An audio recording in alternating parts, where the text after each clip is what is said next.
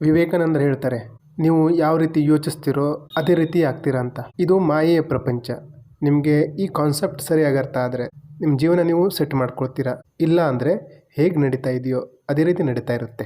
ಕೆಲವರು ನೋಡಿ ಅನುಮಾನ, ಚಿಂತೆ, ಕೆಟ್ಟದ್ದೇನಾದರೂ ಆಗ್ಬೋದು ಅಂತ ಚಿಂತೆ ಮಾಡ್ತಾ ಇರ್ತಾರೆ. ಆಗಿಲ್ಲ, ವಾಸ್ತವ ಅಲ್ಲ, ಕಲ್ಪನೆ. ಒಳಗಡೆ ನಡೀತಾ ಇರೋದು ವಿಚಾರ. ಸರಿಯಾಗಿ ವಿಜುವಲೈಸ್ ಮಾಡ್ತಾರೆ. ಆ ರೀತಿ ಕೆಟ್ಟದನ್ನೇ ಅಟ್ರಾಕ್ಟ್ ಮಾಡ್ತಾರೆ. ನನಗೆ ಗೊತ್ತಿತ್ತು ಅಂತಲೂ ಹೇಳ್ತಾರೆ. ಒಳ್ಳೆ ವಿಜುವಲೈಸೇಷನ್ ಮಾಡಲ್ಲ, ಒಳ್ಳೆದ ಬಗ್ಗೆ ಯೋಚನೆ ಮಾಡಲ್ಲ. ನೀವು ಯಾರ ಬಗ್ಗೆ ಆದರೂ ವಿಚಾರ ಮಾಡಿದರೆ ಆ ವಿಚಾರ ಅವ್ರ ಹತ್ರ ಹೋಗುತ್ತೆ. ಇದು ಕಾರು, ಬಂಗ್ಲೆ ಎಲ್ಲದಕ್ಕೂ ಅನ್ವಯಿಸುತ್ತೆ. Law of energy. ನೀವು ಒಬ್ಬರ ಬಗ್ಗೆ ಜಾಸ್ತಿ ಯೋಚನೆ ಮಾಡ್ತಾ ಇದ್ರೆ ಅವರ ಕನಸಲ್ಲಿ ನೀವು ಬರ್ತೀರಾ, ಅಥವಾ ನಿಮ್ಮ ಹೆಸರು ಎಲ್ಲಾದರೂ ಅವ್ರಿಗೆ ಕಾಣ್ಬೋದು.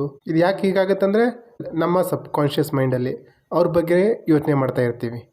ಸಂಬಂಧ ಕೆಡಿಸ್ಕೊಂಡಂಥವ್ರು ನೋಡಿ ಅವ್ರೇನು ಮಾಡ್ತಾರಂದರೆ ತಮ್ಮ ಪಾರ್ಟ್ನರ್ ಬಗ್ಗೆ ಬರೀ ನೆಗೆಟಿವ್ ಹೇಳ್ಕೊಂಡು ತಿರುಗಾಡ್ತಾ ಇರ್ತಾರೆ. ಈ ರೀತಿ ಮಾತಾಡೋದ್ರಿಂದ ದೂರ ಆಗುವ ಸಾಧ್ಯತೆಯೇ ಜಾಸ್ತಿ. ನಿಮ್ಮ ಸಂಬಂಧ ಚೆನ್ನಾಗಾಗಬೇಕು ಅಂದರೆ ಅವ್ರ ಜೊತೆಗಿದ್ದಾಗಿನ ಒಳ್ಳೆಯ ನೆನಪುಗಳು ಅದನ್ನು ನೆನಪಿಸ್ಕೊಳ್ಬೇಕು. ಮತ್ತು ಎಲ್ಲೂ ಅವ್ರ ಬಗ್ಗೆ ಕೆಟ್ಟದಾಗಿ ಮಾತಾಡಬಾರ್ದು. ನಿಮ್ಮ ಜೊತೆ ಚೆನ್ನಾಗಿದ್ದಾಗ ಅವರ ಒಳ್ಳೆಯತನ, ಅವರ ಪ್ರೀತಿ, ಕಾಳಜಿ ಅದ್ರ ಬಗ್ಗೆ ಯೋಚನೆ ಮಾಡಬೇಕು. ನಿಮ್ಮ ಎನರ್ಜಿನ ಅಲ್ಲಿ ಕೊಡಬೇಕು. ಎಲ್ಲ ಆಟ ಎನರ್ಜಿ ಅದು. ನನಗೂ ಯಾರಾದರೂ ತೊಂದರೆ ಕೊಡ್ಲಿಕ್ಕೆ ಸ್ಟಾರ್ಟ್ ಮಾಡಿದ್ರು ಅಂದರೆ ನಾನೇನು ಮಾಡ್ತೀನಿ ಗೊತ್ತಾ? ಒಬ್ಬನೇ ಕೂತ್ಕೊಂಡು ಸೈಲೆಂಟಾಗಿ ಅವ್ರ ಹತ್ರ ಕ್ಷಮೆ ಕೇಳ್ತೀನಿ. ಮನಸ್ಸಿನ ಚಿತ್ರಪಟಲದಲ್ಲಿ ಡೈರೆಕ್ಟಾಗಿ ಹೋಗಿ ಕೇಳಲಿಕ್ಕೆ ನಮ್ಮ ಈಗೋ ಅಡ್ಡ ಬರುತ್ತೆ.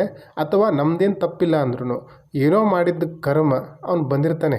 ಸುಮ್ಮನೆ ಯಾರೂ ಬರಲ್ಲ ನಮ್ಮ ಲೈಫಲ್ಲಿ, ಏನೋ ಒಂದು ಕಾರಣ ಇರುತ್ತೆ.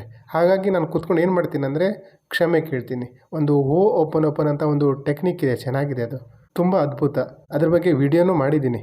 ನಿಮ್ಮ ಸಂಬಂಧ ಆಗಿರ್ಬೋದು, ಆರೋಗ್ಯ ಆಗಿರ್ಬೋದು, ಹಣ ಆಗಿರ್ಬೋದು, ಏನೇ ಆಗಿರಲಿ ನೀವು ಕ್ಷಮೆ ಕೇಳೋದ್ರ ಮುಖಾಂತರ ಅದನ್ನು ಹೀಲ್ ಮಾಡ್ಬೋದು. ನನ್ನ ಸುಮಾರು ಪ್ರಯೋಗಗಳು ಯಶಸ್ವಿಯಾಗಿದೆ.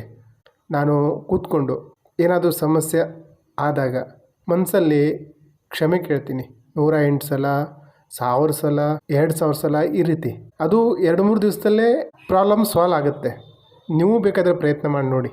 ವೈಬ್ರೇಷನ್, ಎನರ್ಜಿ, ಅದ್ರ ಮೂಲಕ ನೀವು ಜೀವನನ ರೂಪಿಸ್ಕೊಳ್ಳಬಹುದು, ಹಾಳು ಮಾಡ್ಕೊಳ್ಳಬಹುದು. ತುಂಬ ಜನ ನೆಗೆಟಿವ್ ಯೋಚನೆ ಮಾಡ್ತಾ ಇರ್ತಾರೆ, ನೆಗೆಟಿವ್ನೇ ಅಟ್ರಾಕ್ಟ್ ಮಾಡ್ತಾನೂ ಇರ್ತಾರೆ.